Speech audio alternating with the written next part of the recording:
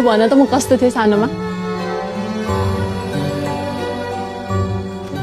मैले त बिर्सेँ। सानो बेला मात्रै होइन फुल, मलाई तिम्रो जीवनको हरेक पलको बारेमा राम्रोसँग थाहा छ। म परबाट तिमीलाई निहालिरहन्थेँ, कसैले नदेख्ने गरी,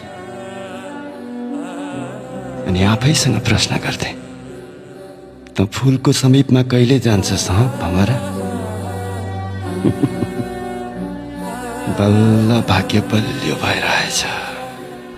नमस्ते, मेरो नाम नवीन चौहान, उनको स्वेटर चलचित्रको लेखक तथा निर्देशक। आज यो भिडियो यो कारण बनाइरहेको छु कि तपाईँहरूलाई अत्यन्तै खुसीको एउटा समाचार दिउँ, खुसीको एउटा न्युज बाँडौँ भनेर यो खास भिडियो बनाइरहेको छौँ। अब हाम्रो चलचित्र उनको स्वेटर यही आउँदो बिहिबारबाट चाहिँ हामीले आठमाडौँको युट्युब च्यानलमा रिलिज गर्ने एकदमै वाइज डिसिजन लिएका छौँ।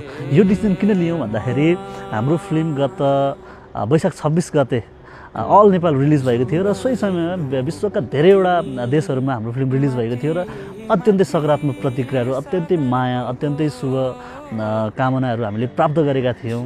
इन्डियामा चाहिँ हामीले यो फिल्म देखाइरहेका थिएनौँ किनभने त्यहाँ प्राविधिक जटिलताहरू थिए र त्यो जटिलतालाई चिर्दै हामीले गत नोभेम्बर 21मा चाहिँ रिलिज गर्न सफल भयौँ इन्डियामा। र फेरि इन्डियामा रिलिज हुँदाखेरि चाहिँ एकदम रिलिज भएको जस्तो, एकदम पुनर्ताजगी भयो जस्तो हामीले महसुस गऱ्यौँ र दर्शक श्रोताहरूले अन्य धेरै ठाउँबाट यस्तो क्रेज बन्यो कि इन्डियाका विविध सहरहरूबाट, हरेक सिटीबाट चाहिँ हाम्रो फिल्मको माग भयो र गौरवमय 51 दिन पनि मनाउन सफल भयो हाम्रो सिनेमाले।